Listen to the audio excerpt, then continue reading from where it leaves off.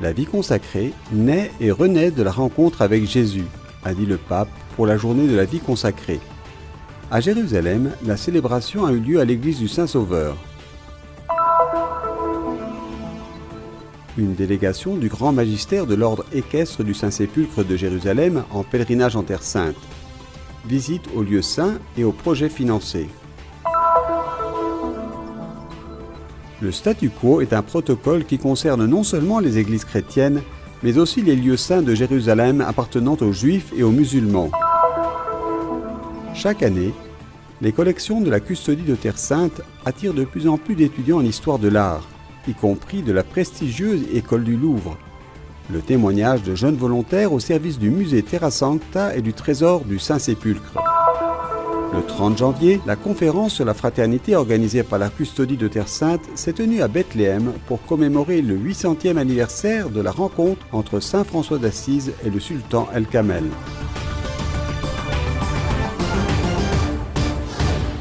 Le 2 février, l'Église célèbre la journée de la vie consacrée.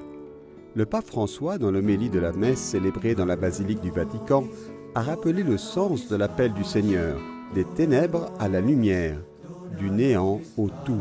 Dans la flamme de chaque bougie qui s'allume, il y a le « pour toujours » dit à Jésus. Un oui qui change le destin, bouleverse les plans, remue les cœurs, et dont l'Église se souvient aujourd'hui en la fête de la présentation du Seigneur. À Jérusalem, la fête de la vie consacrée a été célébrée à l'église du Saint-Sauveur. Depuis plusieurs années, le comité des religieux de Terre Sainte organise cette journée et cette année encore, l'église était remplie de personnes consacrées vivant à Jérusalem. Le frère David Grenier, secrétaire de la custodie de Terre Sainte, a présidé la célébration du renouvellement des vœux religieux dans la cour de Sainte-Hélène et ensuite l'Eucharistie dans l'église paroissiale. La liturgie solennelle de cette journée a été suivie d'une courte procession vers l'église, accompagnée de chants dans les différentes langues de la communauté religieuse, arabe, anglais, latin. Nous aussi, en tant que personnes consacrées, sommes invités à faire comme Joseph et Marie, ne pas apporter seulement ce que nous pouvons nous procurer ou acheter, mais apporter Jésus, a dit frère David pendant l'homélie. Nous voyons qu'il y a une différence entre les deux dons. Et nous, personnes consacrées, sommes invités non seulement à apporter ce que nous pouvons nous procurer, comme la tourterelle, qui est le minimum pour accomplir la loi, mais à apporter Jésus-Christ, être porteur de cette lumière, qui est la lumière des nations, la gloire de son peuple.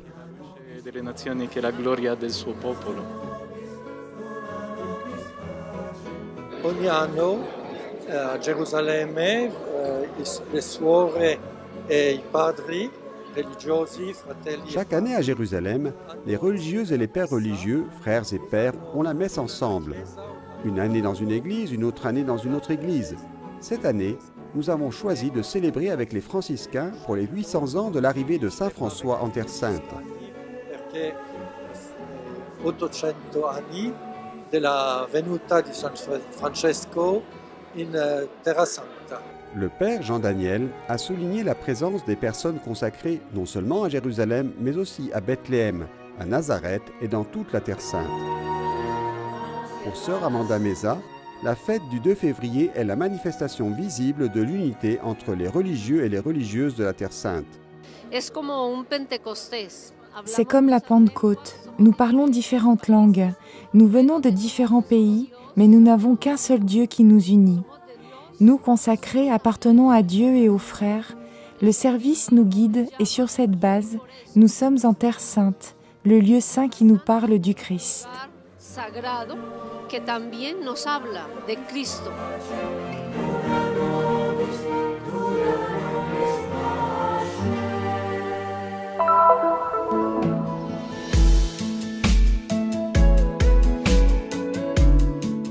Respirer le même air que Jésus aurait respiré s'il était ici aujourd'hui, c'est dans cet esprit qu'une délégation du grand magistère de l'ordre équestre du Saint-Sépulcre de Jérusalem a effectué un pèlerinage en Terre Sainte.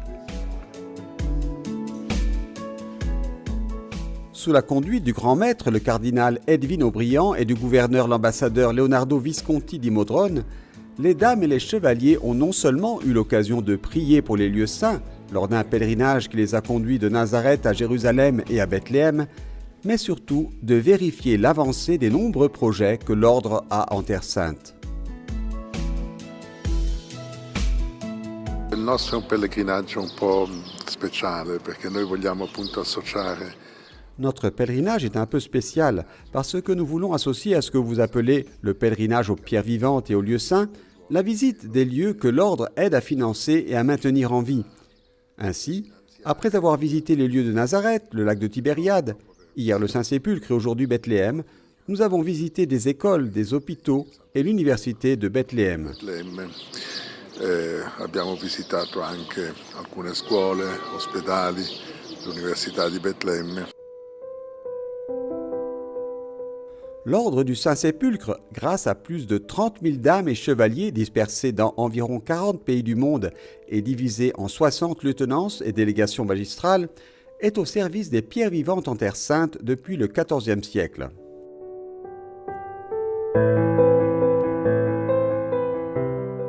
L'engagement spirituel des membres s'accompagne d'un appel important au soutien financier de l'Église de Terre Sainte, en particulier, mais pas uniquement, du patriarcat latin de Jérusalem.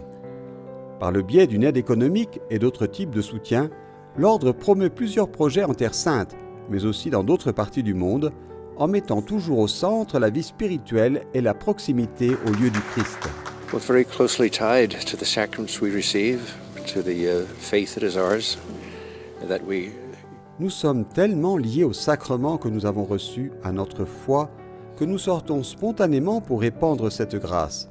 Nous la voyons dans les écoles, chez les enfants handicapés, dans les hôpitaux, où les sœurs et les malades donnent leur amour au Christ, voyant le Christ dans leur prochain, ce qui est la clé. Je crois que nous sommes instinctivement guidés pour apporter la foi et apporter une aide physique et matérielle à ceux qui sont pauvres de différentes manières. Are so instinctively led to bring the faith and to bring physical and material relief as well to those who are poor in so many ways.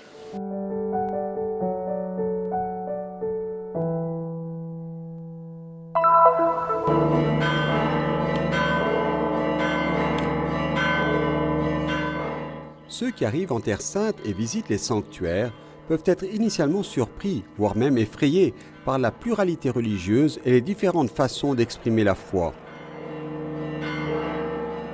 Dans la basilique du Saint-Sépulcre de Jérusalem, différentes églises partagent le même espace et se relaient à des moments précis pour prier.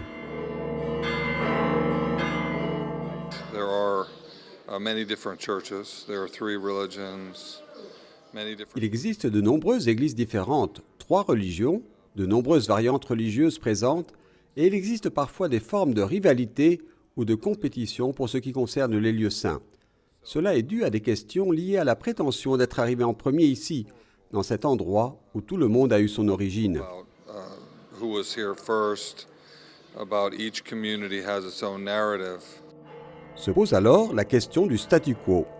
The status quo basically means the existing state of affairs. Le statu quo signifie essentiellement l'existence de l'état de justice. Donc, les choses restent les mêmes où elles doivent être sans changer. Ce n'est pas un code légal, mais une situation dans laquelle chacun doit voir ses droits réalisés.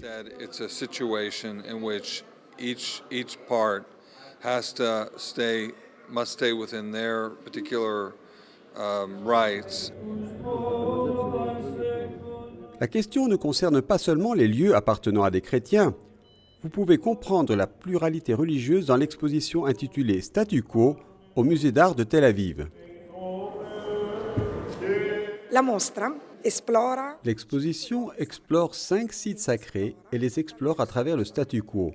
Qu'est-ce que le statu quo? C'est l'équilibre qui est créé dans les lieux sacrés entre des communautés ou entre des personnes ou entre des religions différentes en conflit les unes avec les autres.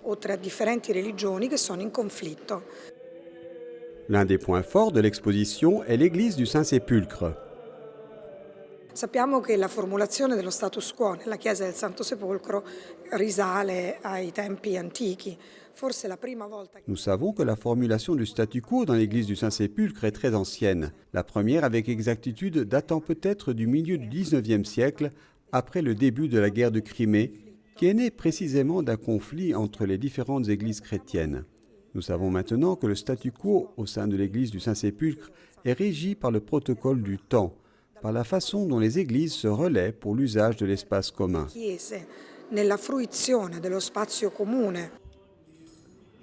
D'autres lieux sacrés pour les religions monothéistes, tels que le tombeau des patriarches fréquenté par les musulmans arabes et les juifs, le mur occidental et le tombeau de Rachel ont également été mentionnés. Les espaces d'exposition ont des titres évocateurs. Chorégraphie faisant référence à la basilique du Saint-Sépulcre, étant donné que, comme dans une chorégraphie, les différentes religions s'alternent dans son intérieur. Et scénographie se référant au tombeau des prophètes, car son espace est défini et divisé par des tapis, des penderies et des livres sacrés. Pour le mur occidental, le titre de projet a été choisi, étant donné que la formule permettant de parvenir au statu quo dans cet espace n'a pas encore été trouvée.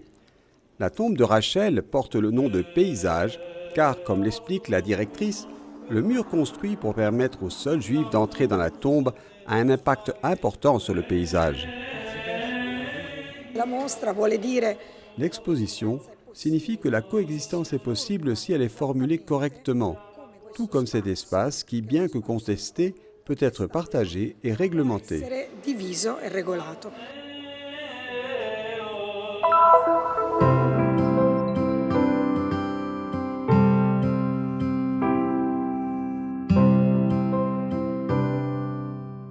Les collections de la Custodie de Terre Sainte attirent chaque année de plus en plus d'étudiants en histoire de l'art. Un partenariat a d'ailleurs été signé avec l'École du Louvre, qui envoie de nombreux étudiants passionnés par l'art chrétien et la muséographie, et désireux de travailler sur des collections artistiques uniques au monde. Alors nous sommes venus ici du coup pour travailler sur les collections de la Custodie de Terre Sainte. Et nous sommes venus ici donc à la fois pour inventorier les œuvres, pour travailler sur la documentation des œuvres et en vue de la préparation et de l'ouverture d'un musée dans 2 ans. C'était aussi dans la continuité de nos études, étant donné que nous sommes spécialisés pendant 3 ans à l'École du Louvre en archéologie chrétienne, art byzantin. Et donc du coup, c'est un peu le berceau de tout ce qu'on a appris pendant 3 ans finalement. On a également réalisé une mission de conservation préventive de la collection d'icônes de la Custodie. Ça a été une mission assez, intégrale, puisqu'on a à la fois traité le transfert de ces icônes d'une pièce à une autre de la Custodie, on a développé une salle de réserve et on a mis en place un inventaire et un récollement des icônes en vue de leur présentation au musée, au Terra Sancta Museum. Travailler sur les collections de la Custodie, c'est quelque chose qui peut être assez impressionnant et très stimulant parce qu'on travaille sur des collections qui peuvent avoir jusque 800 ans. Donc on a une approche, on travaille sur un matériel qui historiquement est assez passionnant parce qu'il a vraiment traversé les siècles. La Custodie, gardienne des lieux saints depuis le XIIIe siècle, a recueilli et préservé les dons de sculptures, peintures, orfèvrerie, parements liturgiques, marqueterie et d'autres objets précieux que les nations chrétiennes envoyèrent vers la Terre Sainte au fil des siècles. J'étais confronté à une collection qui est magnifique. C'est une collection du point de vue de l'histoire de l'art et du patrimoine qui est vraiment intéressante, aussi bien pour le patrimoine et l'histoire de Terre Sainte, mais aussi pour l'histoire européenne. Parce qu'il y a des objets qui sont uniques, qui n'existent plus en Europe, pour différentes raisons historiques, politiques, et qu'on retrouve ici. Ce qui est intéressant aussi, c'est que je suis un jeune professionnel et que la Custodie ait pu me faire confiance pour travailler directement sur ces objets. Et j'avoue qu'en Europe, en France, rares sont les occasions où on peut nous faire une telle confiance.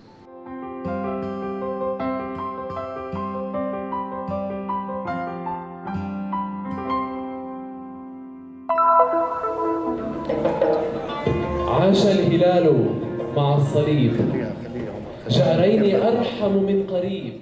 Pour la première fois dans l'histoire des écoles palestiniennes et après des mois de dur labeur, les étudiants de l'école Terra Sancta à Bethléem ont publié une déclaration commune entre chrétiens et musulmans dans laquelle a été réaffirmé le vif désir d'unité des 2 groupes dans la ville de Bethléem.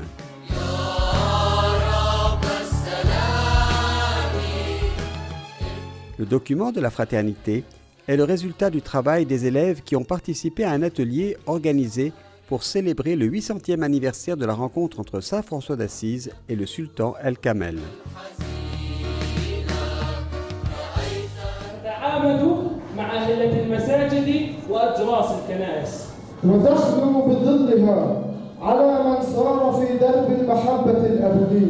L'événement historique survenu il y a 800 ans a ouvert la voie au dialogue entre chrétiens et musulmans.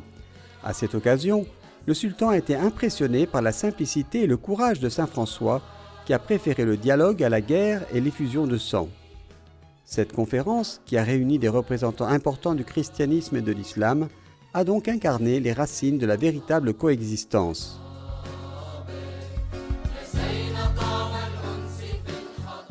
Through dialogue and encounter, we can build peace. This was possible. Avec un dialogue et une rencontre authentique, nous pouvons construire la paix. Aujourd'hui, comme lors de la rencontre entre saint François et le sultan, c'est possible.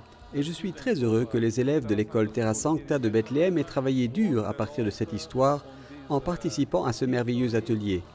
J'espère que cela puisse être une graine d'espérance. I hope that they will be a seed of hope and of peace for all the Holy Land. L'école Terra Sancta commémore cet événement afin de démontrer son intérêt pour la proximité et la coexistence avec ses voisins, comme l'a montré saint François lors de sa rencontre avec le sultan El-Kamel. En fait, saint François a planté une graine de paix dans l'humanité. Parce que nous sommes un peuple, nous devons apprendre à vivre ensemble, à nous rencontrer. Naturellement, le projet lancé par le père Marwan dans cette école est un projet pilote et nous espérons qu'il se répandra et se poursuivra dans toutes les écoles palestiniennes et que les autorités islamiques et chrétiennes réagiront à cette initiative et la répandront.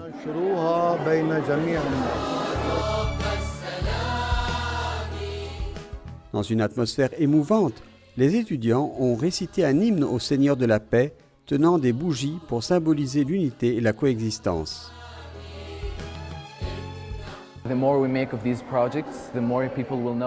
Plus vous faites ces projets, plus les gens connaissent l'histoire de musulmans et de chrétiens qui vivent ensemble, plus ils vivent ensemble en Palestine. Parce que je pense que les chrétiens sont très importants dans la démographie de la Palestine. Et si l'on souligne que leur nombre a diminué, il y aura toujours de moins en moins de gens qui savent que les musulmans et les chrétiens vivent ensemble. There will be less people knowing about how Muslims and Christians live together.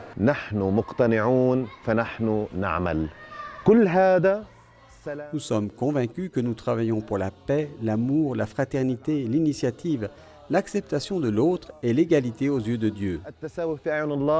إذا ما كانش مبني على القناعة الشخصية مش راح يكون في بعده عمل.